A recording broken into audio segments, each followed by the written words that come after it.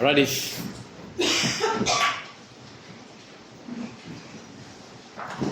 you have your Bibles, you can turn to Matthew chapter 5. Matthew chapter 5, verses 21 to 26.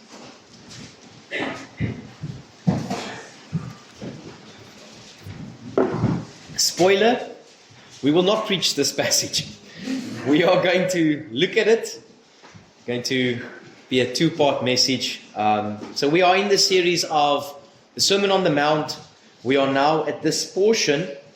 I just want to read this portion, give you an understanding of where we are, and then we're going to look at something different this evening. But we will then come back to it. It will relate to this.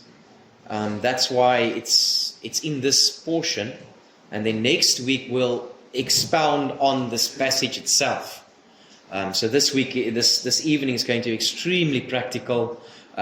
Next week is going to be going into this passage and really just breaking down what the word is saying.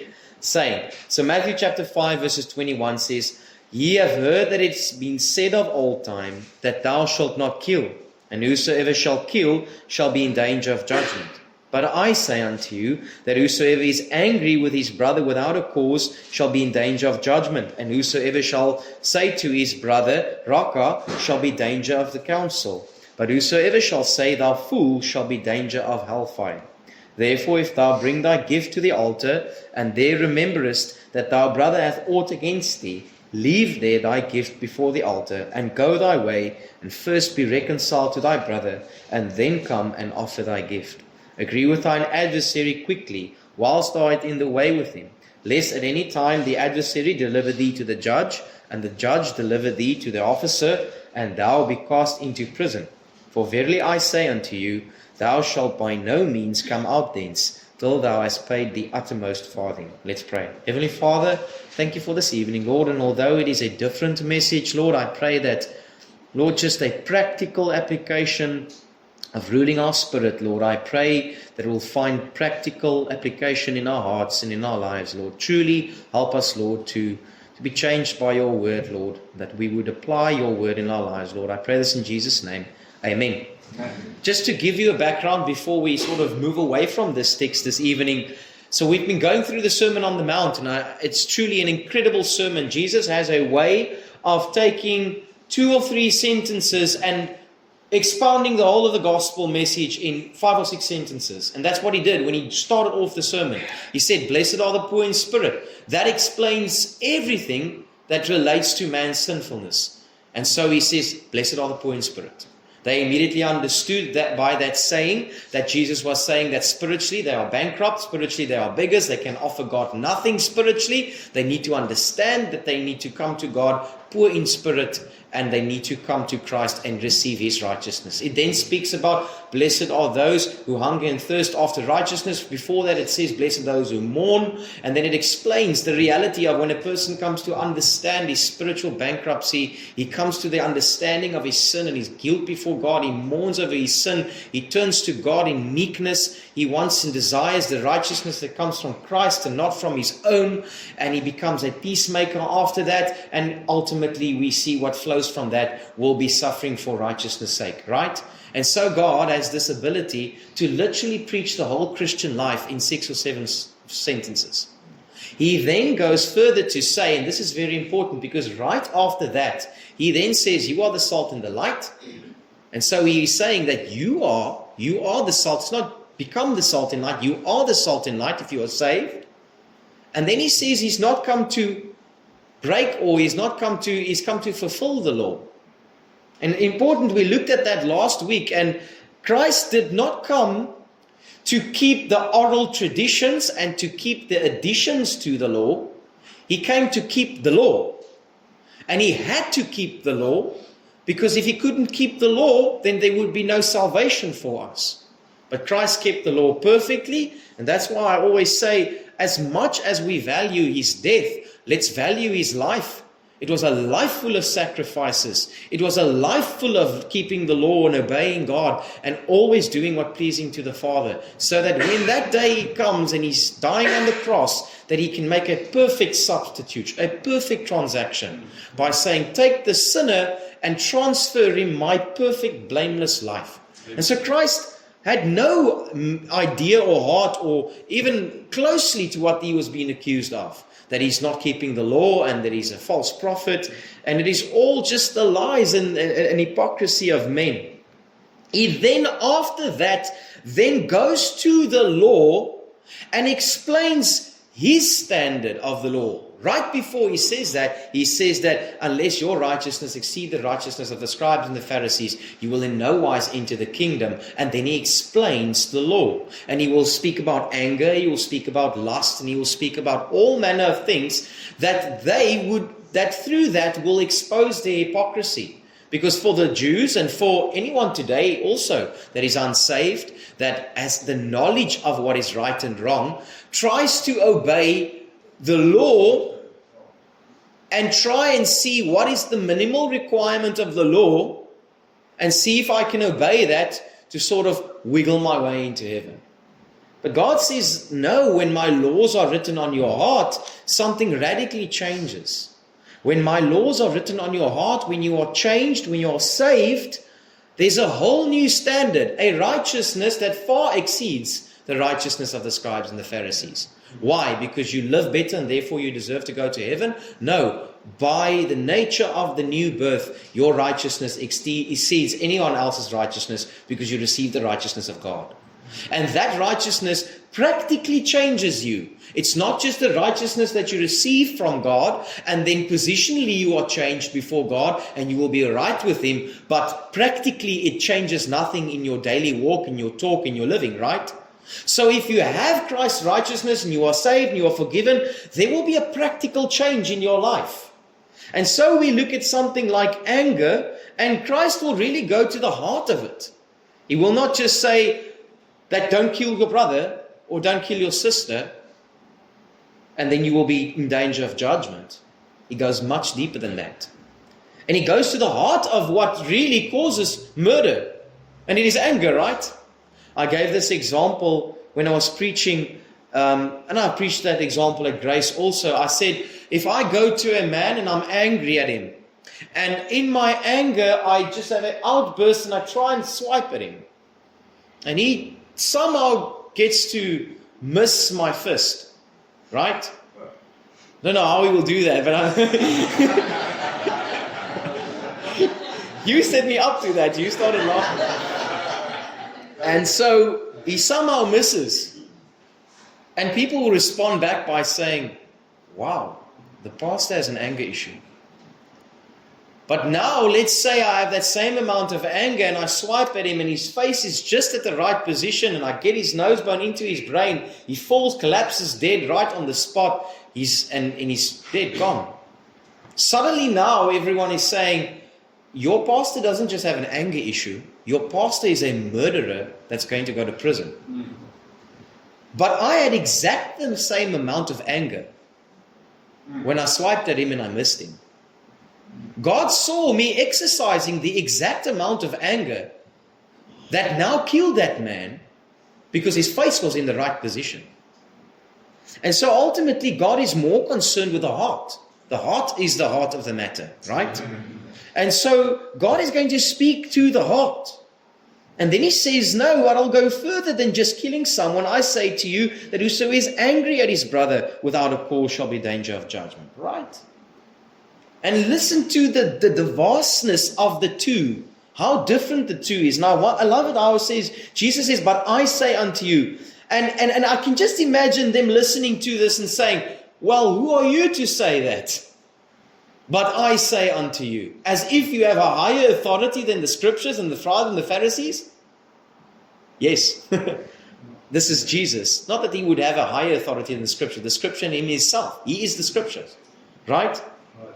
Then he says, but I say unto you, and he's wanting to explain to them that I go to the matters of the heart. But look at how he takes something that is so blunt like killing, and he says, that would make you in danger of judgment. But I say, if you just have anger in your heart without a cause, you are in danger of judgment. Right?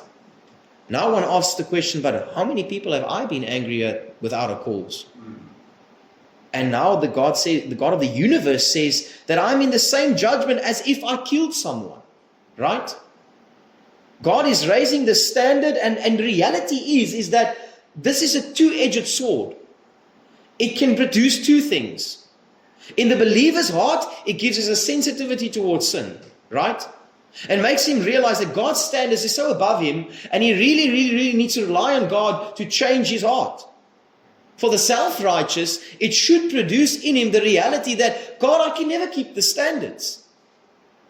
If I thought I was a good person, just by the fact that I was angry without a cause at someone once in my life, I've already committed full-blown murder. In your sight, I am a full-blown murderer, Lord. Surely a full-blown murderer needs salvation, right? Amen. Of all the people that need salvation, a full-blown murderer needs it, right? Sure. Well then, everyone in this room needs salvation because you are a full-blown murderer. God sees you as a full-blown murderer.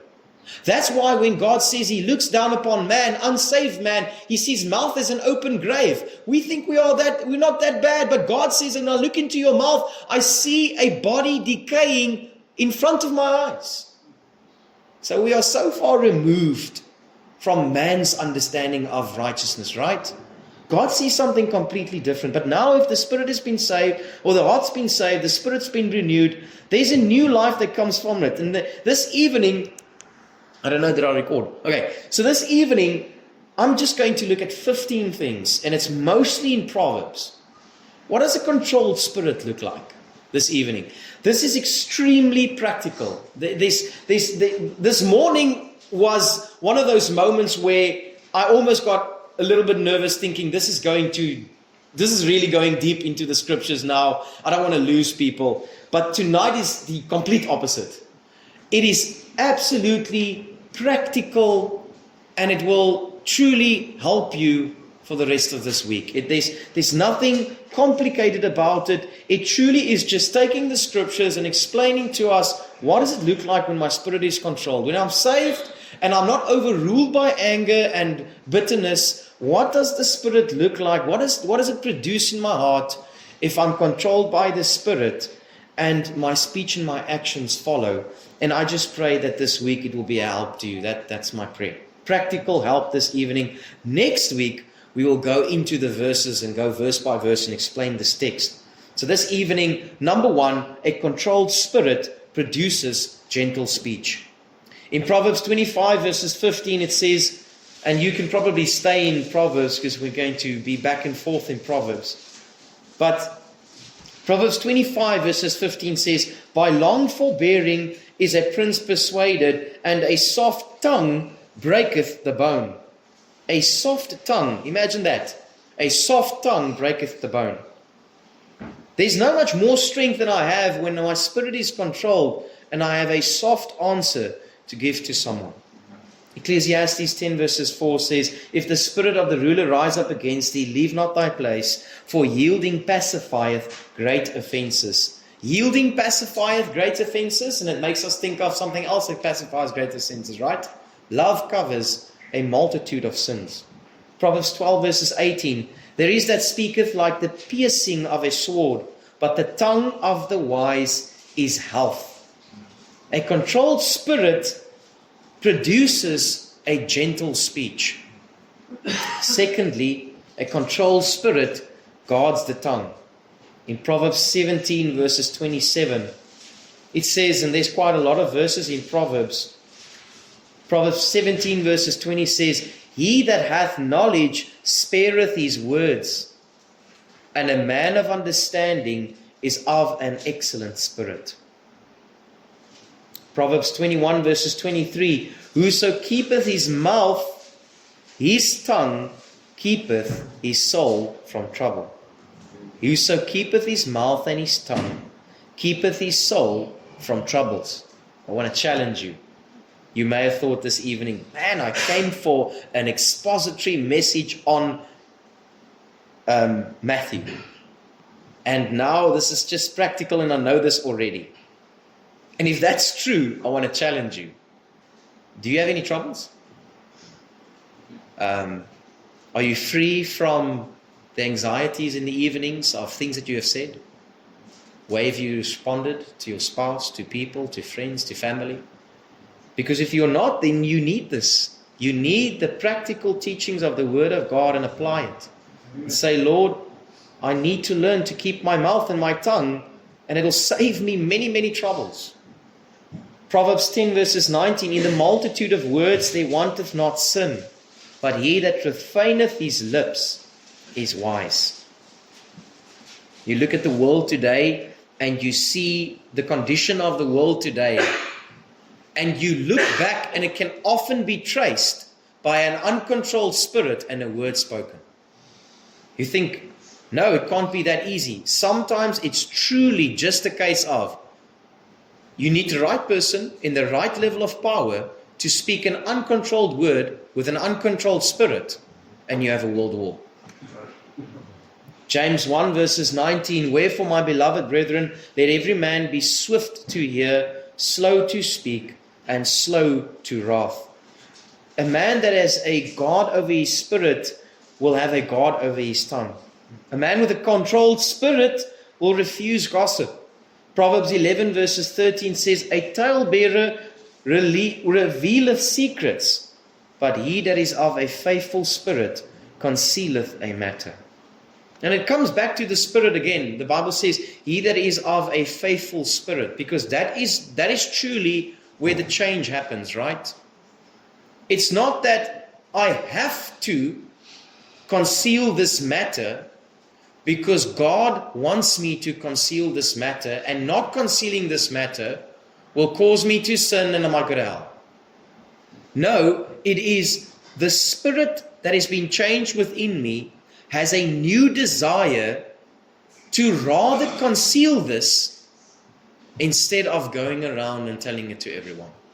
Because truly my heart desires the well-being of this person that either fell into sin or whatever happened in his life. I desire the well-being of this person, the growth of this person. I don't desire this story to shatter that person. Proverbs 26 verses 20 says, where no wood is, the fire goeth out. So where there's no talebearer, strife ceases. So incredible how God's wisdom is so simple.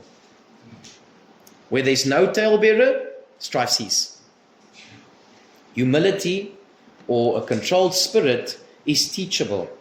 Proverbs 19:20, hear counsel and receive instruction, that thou mayest be wise in thy latter end. In Psalm 25 verses 9, the meek will he judge in judgment, and the meek will he teach his ways. When I am of a controlled spirit, I become teachable. And I've seen this, unfortunately, with people in the latter end of their lives, where they only truly realize the dangers and the wounds they cause themselves. Only in the latter end of their lives do they look back and say, if only I was teachable at 30. If only I was teachable at 35. If only I was teachable at 40. If only I listened to wise counsel in my younger days. And now I have to eat the fruit of my own ways. A controlled spirit controls the inner life. Proverbs 16 verses 32. He that is slow to anger is better than the mighty, and he that ruleth his spirit than he that taketh a city. Now it's impossible to take a city alone. And the Bible says that even something that is impossible, like taking a city alone, if I'm slow to anger, I am greater than the mighty, and one that rules his spirit than one that takes a city. So it also tells us how difficult it is to rule our own spirit without the Holy Spirit, right? But it just shows us how much God values a spirit that is under control. That it is easier almost to take a city than it is to rule our own spirits. The Bible says in Galatians 5 verses 23, meekness and temperance, against such there is no law.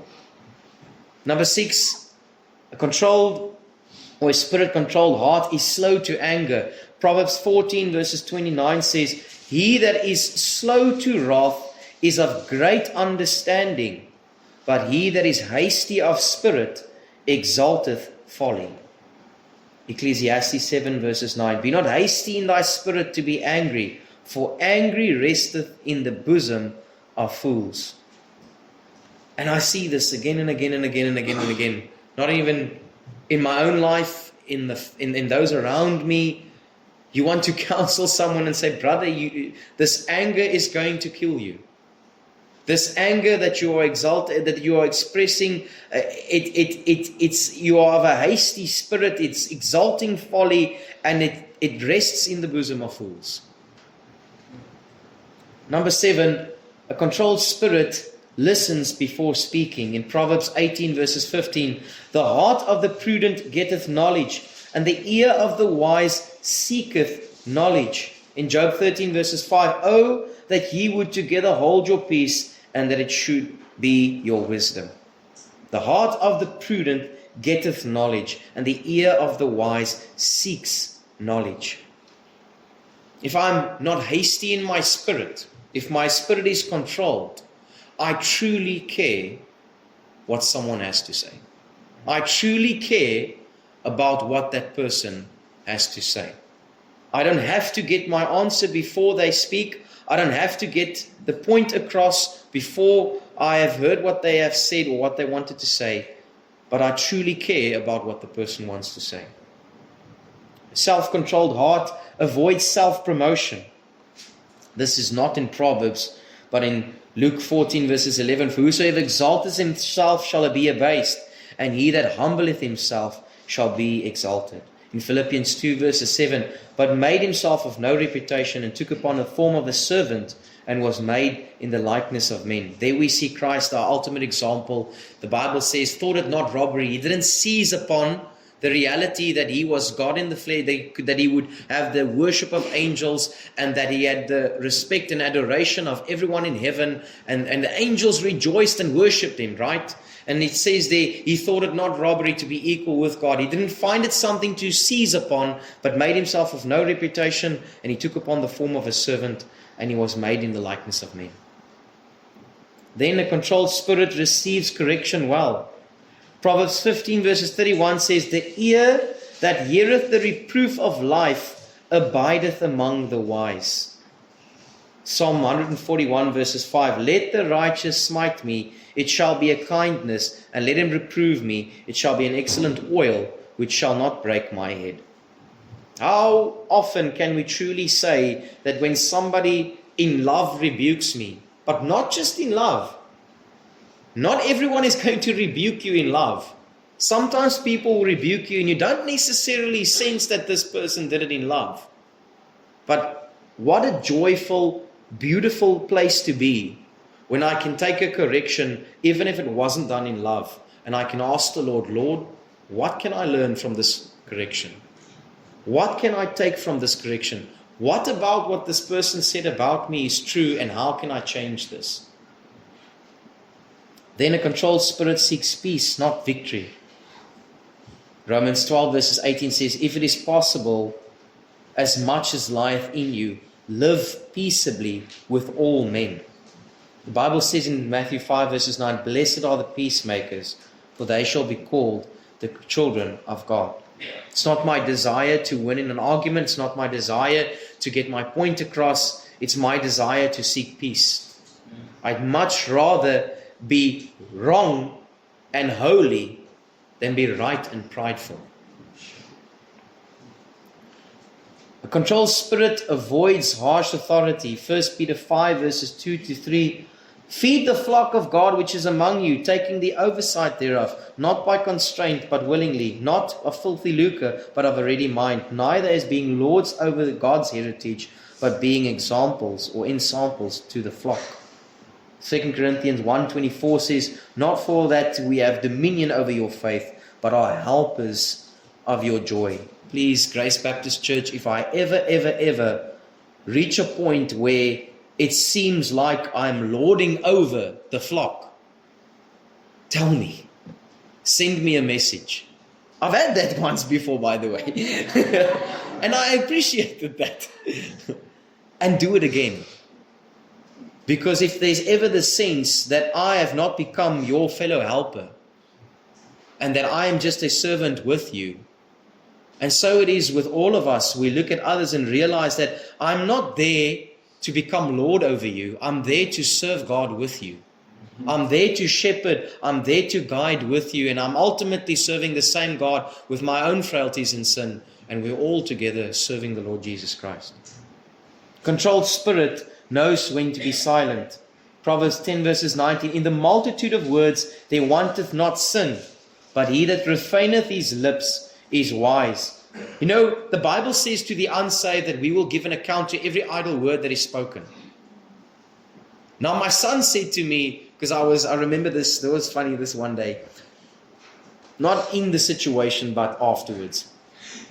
So someone passed away and I said to my son, Jock, that person is in judgment now before the Lord. And he said to me, well, Dad, it's going to be at least a few days because he's going to have to give an account of everything that he's done. He said that probably is going to take a few days. So I was like, oh, that was a good one. Let me come back to you on that one. But I just wonder, if I'm not saved, how will it have to be to give an account of every idle word that I have spoken?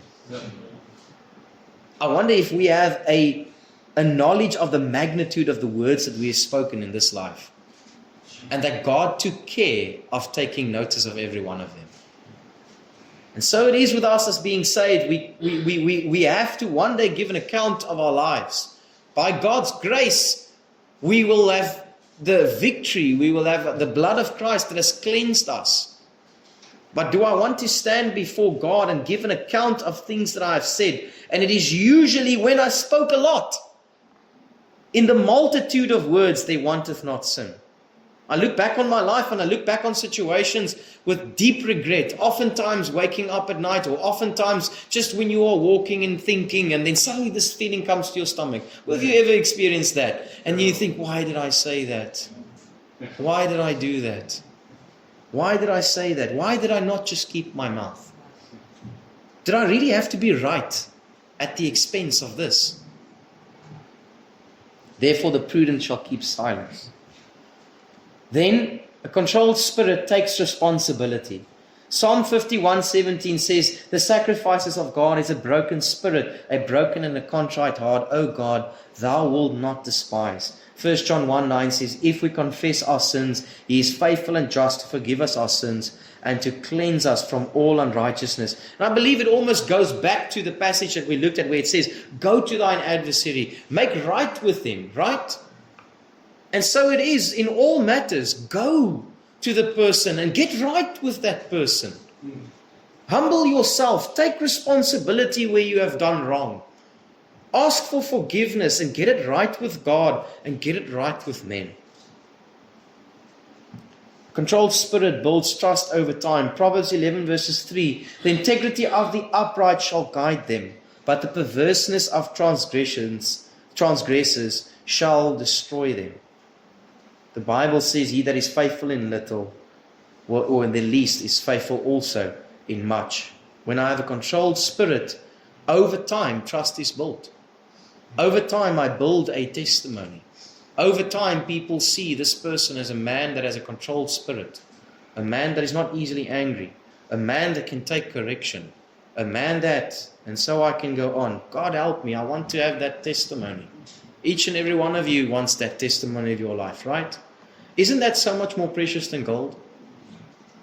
When you are on your deathbed, or when you are 60 and 70 years old, what do you want people to say?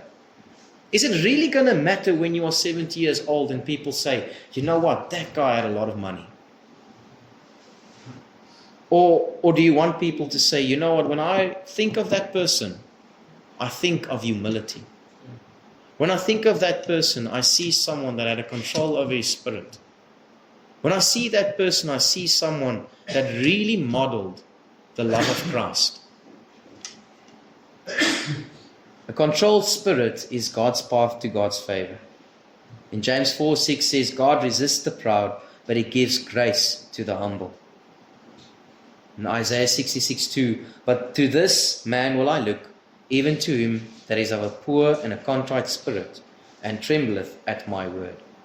When my spirit's controlled, I understand that God resists the prideful, resists the angry, but He gives grace to the humble. And when I say God's favor in this heading, I obviously don't mean favor like the world calls favor. There's so much more favor when I know I'm right with God. There's so much more favor when God pours out His grace upon my life. There's nothing that we need more than God's grace. And God so freely gives it to those who humble themselves, to those who realize, Lord, I'm poor in spirit, I'm contrite of heart and spirit. I tremble at your word, Lord. What you say is important to me and I want to apply it in my life. And to those people, God shows Himself faithful and humble and gracious. So this evening, as we come to a close, I pray, this is all I want to ask. I pray that it will be a practical help for you this week to have a control over your spirit. And truly, truly understand that when the Bible says, taste and see that I am good, I believe it goes far beyond just reading the Bible and seeing that God is good. Taste this. Taste this and see how good God is when you apply these principles in your life. Taste and see how this will change your marriage. Taste and see how this will change your relationship with your brother and your sister and your mother and your father. Just taste and see how incredible God can do and what He can do in your relationship. If you are just willing to humble yourself and say, Lord, give me a controlled spirit, that I might, win all my dealings, that I might reflect your love and your grace. Let's pray. Heavenly Father, we love you, Lord. We thank you for this evening. Lord, I pray, Lord, that you would just take this practical message, apply it to our hearts, Lord, and give us the grace to be able to live it out. Lord, I pray that you would please help us, Lord, to have controlled spirits, truly, Lord, exemplifying your love and your grace and your mercy to others, Lord. Help us, Lord, to be slow to anger, Lord. Help us to realize the dangers of anger, Lord. And Lord, I pray that you would guide us. Give us grace, Lord. I pray this in Jesus' name. Amen. Amen. Let's stand and sing a hymn in closing. We're going to sing Do Not Be Angry. Okay, what are we going to sing, Mom? His way with me. Okay. All right, 307. Have His way with me. 307.